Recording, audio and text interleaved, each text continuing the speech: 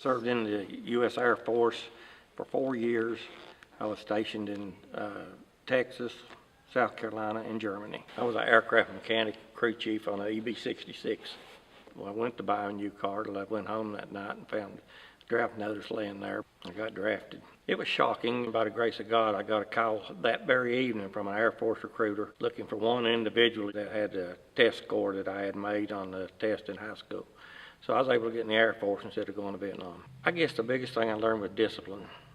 I went in at 18, 19 years old and didn't think a whole lot of authority at that time, but I learned right quick that there's people that outranked me. They would teach you to do the things they wanted you to do. I wanted to get out of basic training, to be honest with you, to get into the regular Air Force, and that's what kept me inspired to get through that and to get into the regular military. I fought for you. United States Navy, a little over 30 years. I was stationed in California, Hawaii, the Azores, and I was stationed on various ships, aircraft carriers and amphibious assault ships. Quite frankly, back in the late 70s and the early 80s, the economy was in the tank, and pretty much to be employed for employment. I didn't have any skills at the time, and if you didn't have any skills, they weren't hiring. I figured I'd join the Navy and learn a skill and maybe be a little bit more marketable. Well, I enlisted. I made it through the ranks of E7, which in the Navy is a Chief Petty Officer. I applied for commission. I was selected for commission. I was advanced to Chief Warrant Officer 2, and I retired at the end of my career as Chief Warrant Officer 4. I was a weapons officer, overall responsible for the weapons handling and movement of aviation ordnance. We did a lot of support for the Marine Corps, aviation ordnance and ground support weaponry also. Basically from Grenada to 9/11, to Iraqi freedom and enduring freedom, everything in between. Desert Storm, Desert Fox, I can't remember them all. Well, in the beginning, while there was still a peaceful world, it's just like anything else. When you're advanced and you're rewarded, you're satisfied, you have satisfaction, so you continue to keep doing it. About my 22nd year was when 9/11 occurred, and actually I was on the verge of retiring when 9/11 came along. I just thought I'd stick around. I felt like that was my obligation. Accountability. When you tell somebody you're going to do it, you do it. In your Christian life, you make a commitment, and when you make that commitment, you take it seriously. And when you take it seriously, you feel like you have an obligation to comply with the commitment that you've made. I met my wife. We were stationed together when I was in the Azores, which is a island chain between Europe and the United States, on the island of Terceira. She was working anti-submarine operations, and I was working weapons. We met and hit it off, and we got married, and we've been married in December will be 34 years. The Navy did a good job in co-locating us. I fought for you. Navy, woohoo! 16 years and 7 months. Radioman, Orlando, boot camp, San Diego, California. Rota, Spain, a little island off the coast of Portugal called Terceira, Lodges, Azores. Long Beach, California for father-daughter duty. My dad had retired from the Navy. When Reagan was in office, they recommissioned the battleships. My dad's job when he was in the military was as a gunner's mate. He worked on those big guns, mounts on the ship. They didn't have anybody in the Navy at that time that knew how to work those guns. They were requesting people that were trained, that had retired, to come back in to train these new guys how to work on these. And he came back in after 20 years retirement, and he got stationed in Long Beach. At that time when I was stationed in Portugal, I was up for orders, and that's what I requested, to get orders to Long Beach, California, father-daughter. He was stationed on the USS New Jersey, so I got stationed at the communications station there with him, and they did it. That's cool. Yeah, it was pretty cool. Hawaii, because I was married at that time. Back to San Diego. While I was stationed in San Diego, I was on shore duty. Then it was my turn to do sea duty on a ship. So while I was stationed on the ship, I went to Bali, Japan, Hong Kong, Jebel Ali. There's probably some others in there. I can't remember what they were.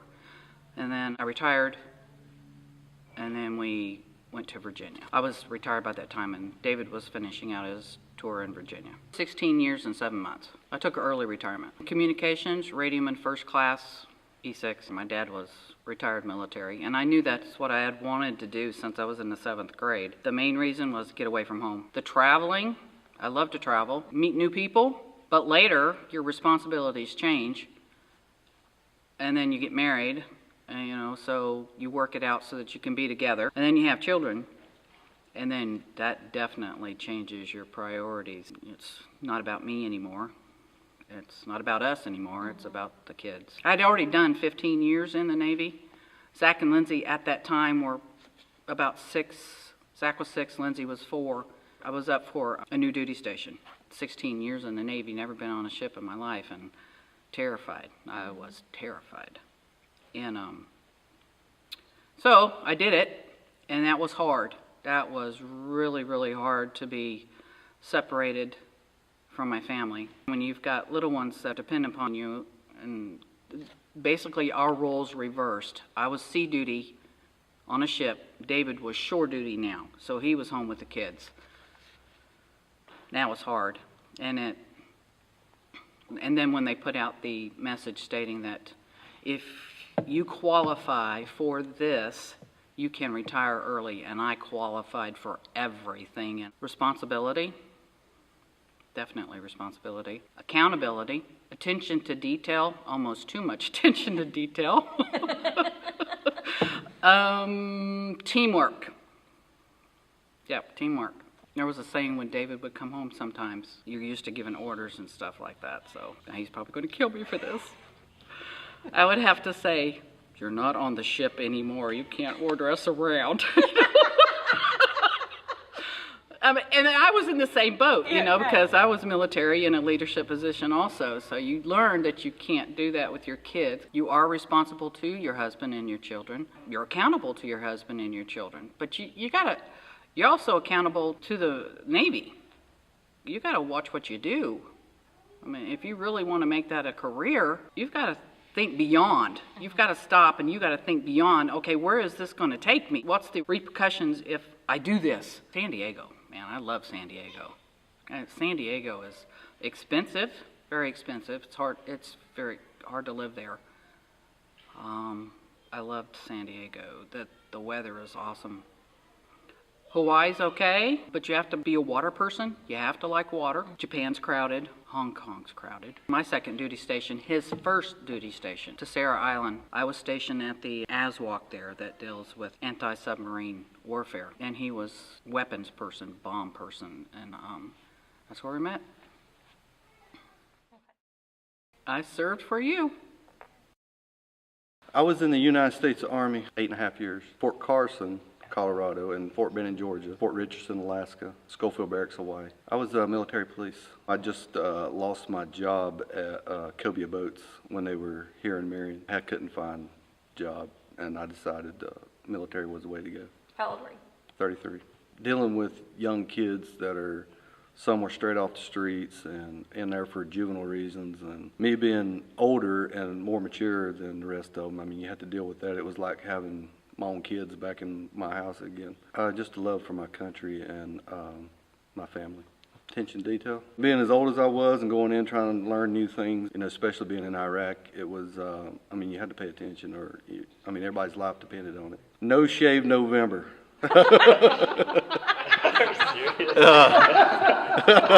No, I'm protesting razors altogether. I shaved for 8.5 years. I'm not ever touching my face with another razor. I fought for you. I was in the United States Marine Corps. I was in for 4 years. I was a rifleman and a machine gunner, and I was a corporal. And I was stationed on Camp Lejeune, Camp Pendleton, and I was deployed to Afghanistan. I served in Operation Enduring Freedom. I was on the 15th MU for Operation Inherent Resolve. In the Middle East, Africa, and Indonesia. I was in first grade, 9/11. I just remember wanting to do something about, the towers dropping and everything. The coolest thing was probably my last deployment on the 15th MU, just seeing the world and all the different countries and everything.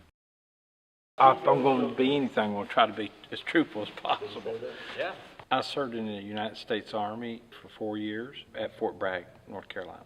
I was a parachutist, but my primary job was a draftsman. Typing, I was a driver. I have 47 static line jumps. The last jump was in May of 1985.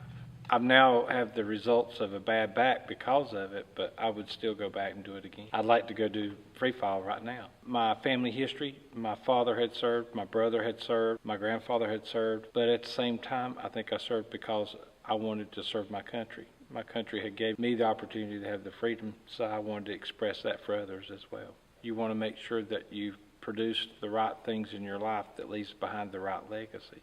I had a great joy in it, mainly because in most of my life prior to the military, I just knew people from the area that I was from. But I got to meet people from all over the United States. I always heard Yankees were this and California people were this, but I found out that we're really basically all the same once you get to the bare roots of a person. The most important thing that I learned was that I could serve with other men from other areas of life that were raised differently than me. Maybe they lived in inner cities, but you could serve together and have a mission and accomplish it. I think it applies greatly in my Christian walk as well, because Christians will have most everything they'll agree on, but there's some things that they won't agree on, that they might have differences, but yet you can serve together for the same good, for the same purpose. I was raised in a home that was kind of stern. I had good parents that taught me to be of a decency to other people, but the military taught me a different aspect of discipline than I had had in my home, even though it was a lot the same, but yet different. So when I got to raise 5 boys and 1 girl, having that military background, it helped me to raise them, even though might not be my biological children, we still were able to keep a unit together. I served for you. I mean, I think, like, whenever I got in the Marine Corps or whatever, I think I already knew how that stuff kind of worked. I mean, I went to boot camp and stuff like that, and obviously he wasn't yelling at me and throwing stuff everywhere, but, you know, it was definitely, we already got the discipline of it and good structure that I needed for the Marine Corps. Just like when he would tell us things needed to be done around the house, things weren't done before he got home from work or whatever, like, you know, we all had chores to do. And it was the same thing in the Marine Corps, too. If you didn't get the job done, then you had your first sergeant mad at you, and, you know, fought for you. I was in the United States Army, Fort Hood, Texas, Charlie Company 17th Engineers Battalion, from 1985 to 1989. I was an E4 specialist, and I was a heavy wheel mechanic and a recovery specialist. If we were to go to war, I went to the front lines and had to recover the vehicle if it was broke down and tow it back so I could repair it. Both my father and my brother served. My father served in the latter part of World War II. My brother was in the Navy during the hostage crisis on a carrier. Well, I got saved when I was in basic training. Lord was there for me, and of course, family with a lot of prayers and stuff. And Kelly and I were high school sweethearts, and I had in the back of my mind, I hope to marry her one day, so that drove me a lot too. It taught me to grow up. Raised with a single mom. My dad died when I was really young, so I didn't have a influence like that growing up. And the Army taught me to grow up, and got in there, and you know, you get scared when you're away from home. And so one day in my bunk at night, I just prayed that prayer. I was going to church some with Kelly when we were dating, but I never really truly accepted him until then. And that's what got me through a lot of the hard times that you go through in basic. Teach him responsibility. Number one, that how God helped me persevere through a lot of the challenges through that, and you know, never give up. And I've taught that with them. They've got the basics in life. They know what we've taught them. You know, to be in church and to trust in God and to support their country. Generally, I would join again in a heartbeat. You know, I love my country, so especially with all the stuff we've gone through with the Middle East, I would in a heartbeat. Yeah. I serve for you. United States Army, 3 years active, then a year reserve. Stationed most of the time in Karlsruhe, Germany, Fort Jackson, South Carolina. I was a drill sergeant, training troops. Right. What was your primary job and rank? Satellite communications systems team chief, and I was a sergeant. Kuwait City, back if you remember when they had had the sea mines, they were bombing the oil tankers, and then our Navy escorted the tankers in. We had to set up communications from there back to the States. I knew that I did not have the discipline to go to college and succeed. I knew that I needed structure. My only regret is getting out. Loved it. Absolutely loved it. It's there to serve, to protect, and I had a reason. You know, I woke up in the morning with a reason. The lifestyle to me worked, and it was structured, and I love structure. And it's just, you had a mission and you felt like you had a purpose in life. I'm kind of like a tech nerd now, and I think that they brought that along with the satellite communications. That part just, I don't know, just kind of brought it out. I got out and I couldn't find a job. I tried to get into communications. A friend of mine talked me into going to school since the Army was paying for it, and you know, here I am. My dad, all his brothers, my uncles on my mom's side, so both sides of my family, all military, and then me, and now my son. How does it feel knowing that your son's at West Point? My son Steven's at West Point, and I too at one point was actually selected to go, but I was too immature. It was too much of a commitment for me, and so he's there, finishing up. This is last year, and then he'll be active duty upon graduation. Proud of him? Great kids. Never had a worry with them. So, yeah, it's, you know, I was probably a little bit more regimented, more strict, and I've had to change.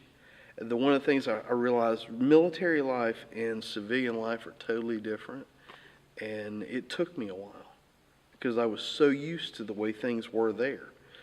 And when I got out and realized people didn't operate how they do in the military, so it took me a little bit. It prepared me for things that I you know, some guys have never seen, and it's not normal for them to see. I realized that I can go farther than what I ever anticipated, and doing it now, it doesn't bother me because I'm so used to it from the Army. I think I've got, at the office, 3 Marines. Jamie Harkerode was in the Navy, about all branches. It's a little difficult with the millennials. The military, you were given instructions, so you go do it. They ask why. Okay. And over the years, I've had to learn, and it took a learning curve for me to be able to work with them. Okay. Because they were used to finding out why, and we just did it because we were told. And I had a little rough patch trying to supervise them for a while. And I had to sit down and tell them, there are times that I may have to tell you to do something, and I don't have the luxury to tell you why. I just need for you to do it. And I will explain it later. And they're okay with that.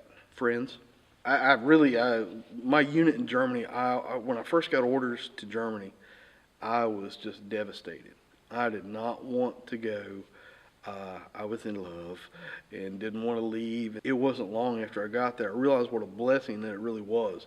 I got to go all over Europe. I look back now and I loved every minute of it. We had some tough times, but that's okay. Every job has tough days. And the guys, the only reason why I got a Facebook account was to reconnect with them. I'm still friends with so many of those guys, and some of them came through here, and you know, we've reconnected, and so it's actually been pretty good. Military friends are different. They stick.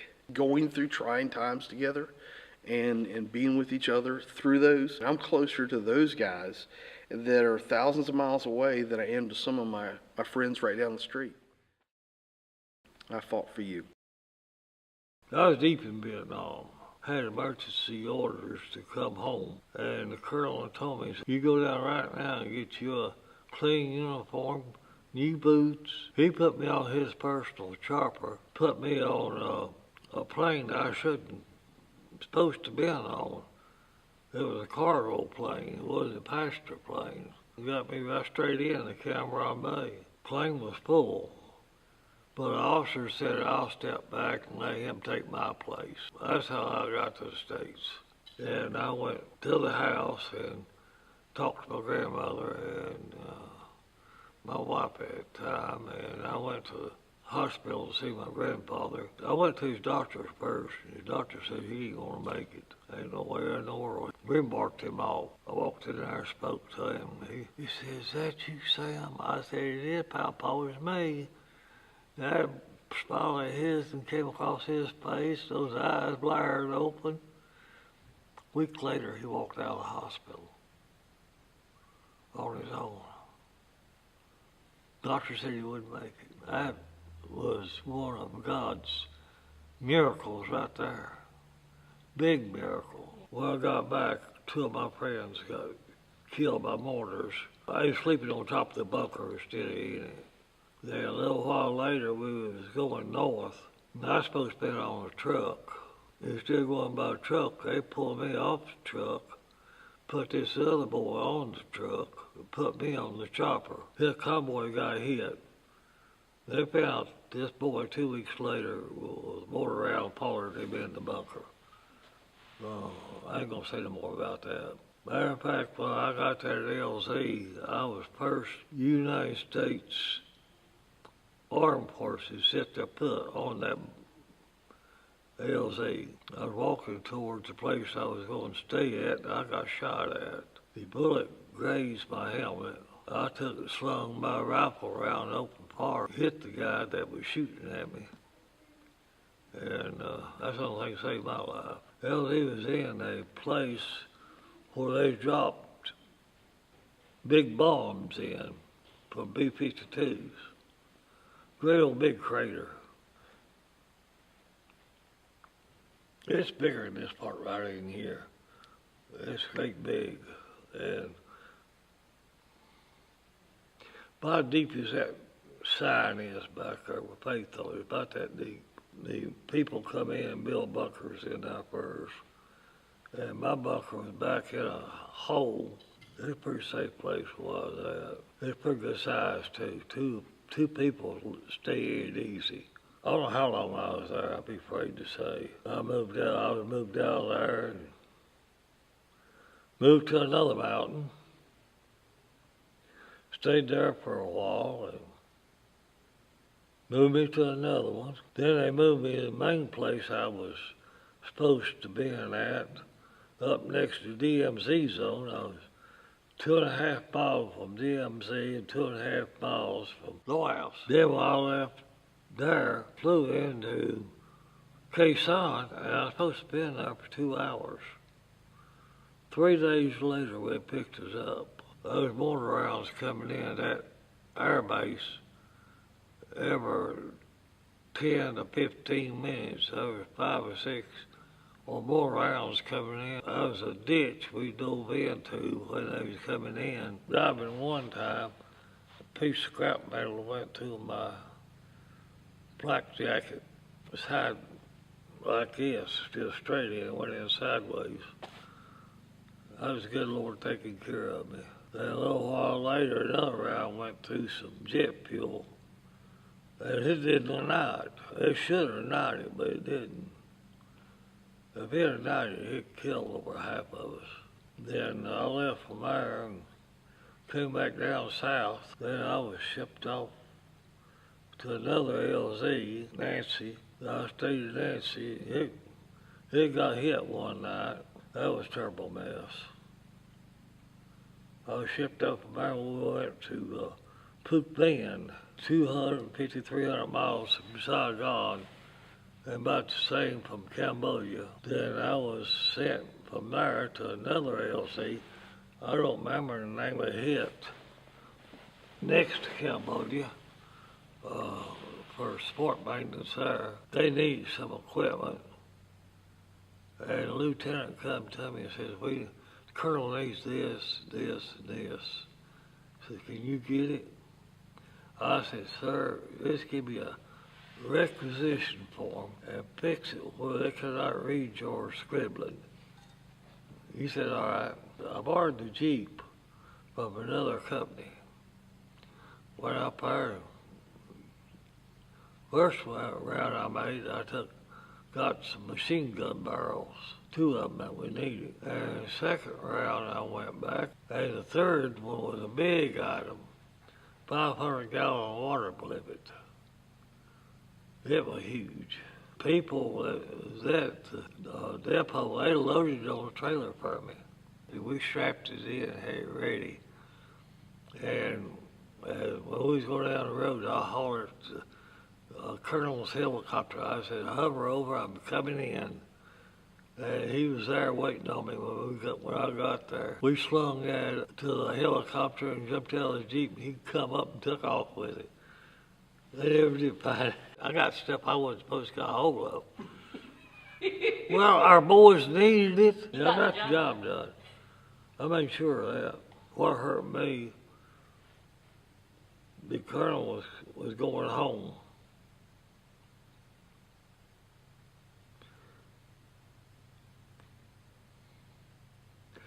He made it down next to the camera on me. They say within just a few miles from Cambodia Bay when his helicopter got shot down.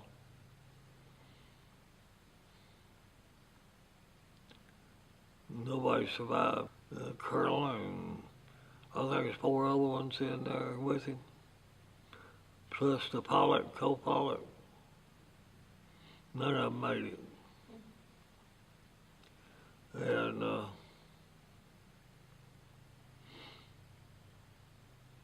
that colonel, though, he was a highly Christian man. One Sunday, this chaplain walked in. He was drunk as a gourd. The colonel walked up at him and pointed his finger in his face and says, "You're fired. Get out of here." And the colonel held service himself that Sunday. Matter of fact, he held services till we got a chaplain in there. He was a good speaker. After our chaplain got fired, I met up with Captain Black. Me and him become good friends. He was a Catholic chaplain. Me and him sat and talked for hours on time. He wanted to get me interested in ministry. When he said a helicopter come in that had wounded on it, he wanted to go to the hospital right away. He wanted to see the boys that was brought in. He didn't have to do that, but he did. Yeah. Every time I picked him up, the chopper was coming out. He didn't have to tell me. I know where he was going. I just took it. Sometimes I got chewed out for being late getting back. I told him going to see Captain Black. I took him to the hospital. It didn't bother me if I took him to the hospital or something.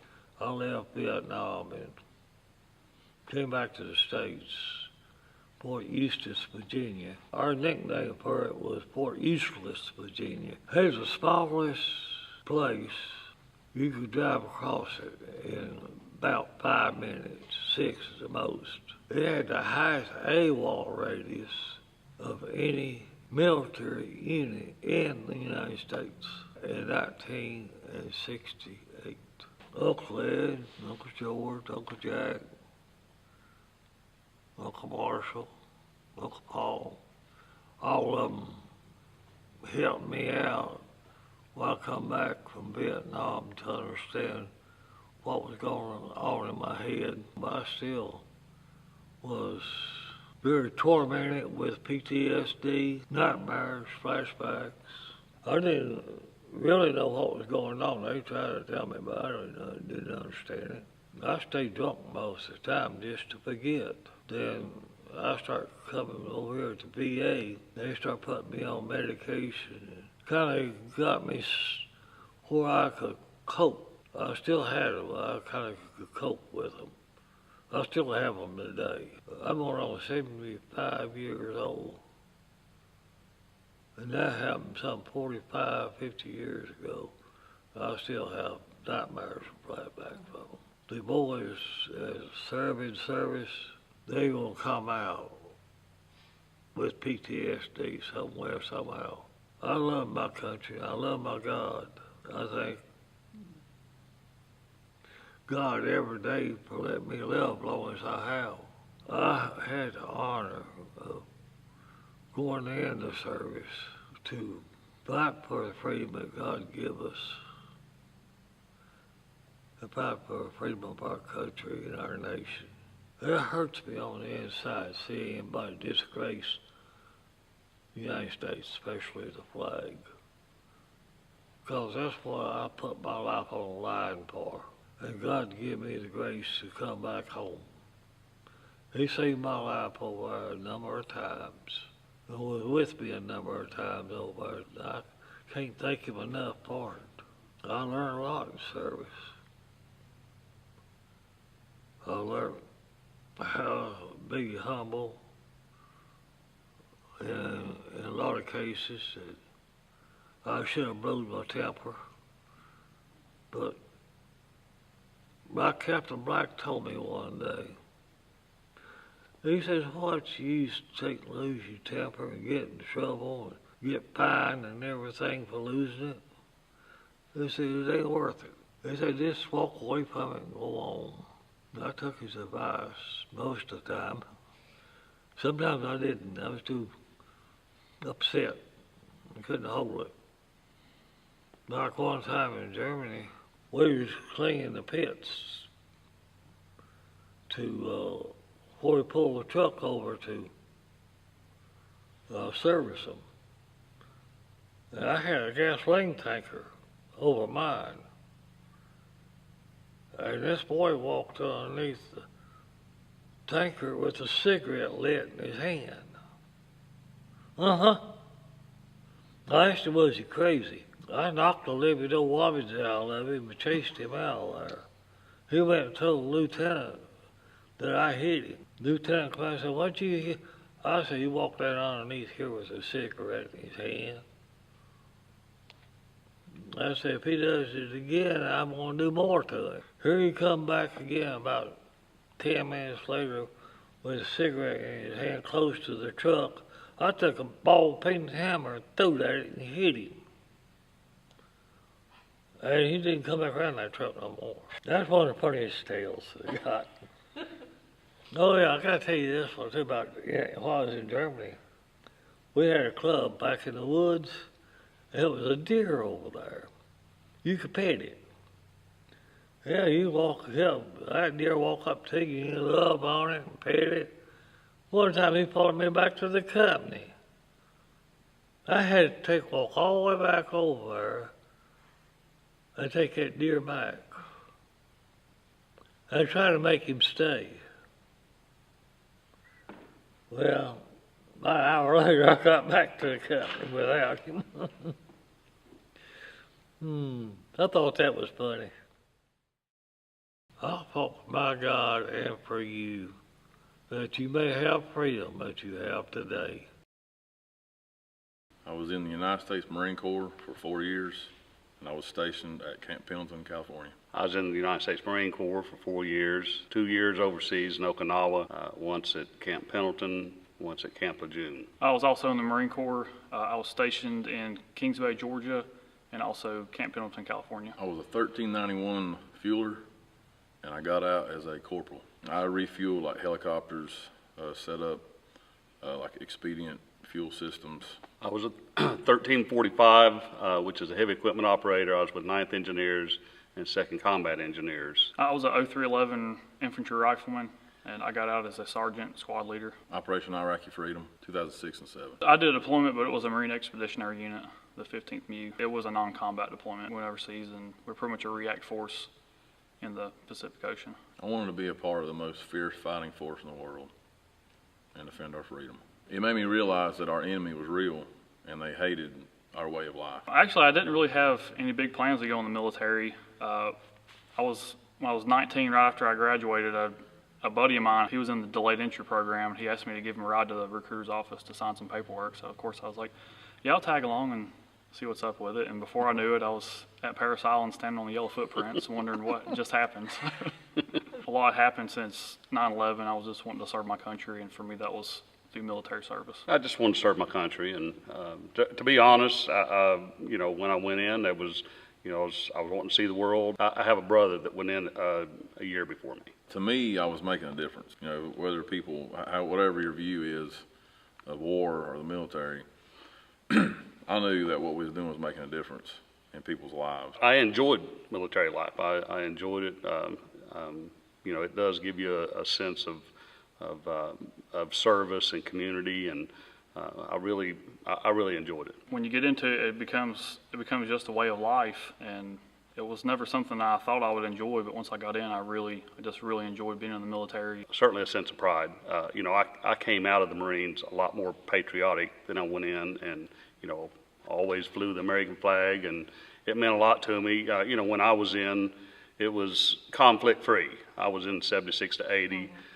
Vietnam had just, you know, the last troops had just come in. So seeing them join, you know, voluntarily because of, you know, where our country was, meant a lot to me. I learned a lot of discipline. Marine Corps is all about order, and that taught me to bring order into my life. I could spend a lot of time here, really. It's, you know, things that I brought out, especially with my spiritual walk now, I see how that ties so much in with the Scripture. You know, there's so much that you learn as a Christian, as a believer, that really relates to military life.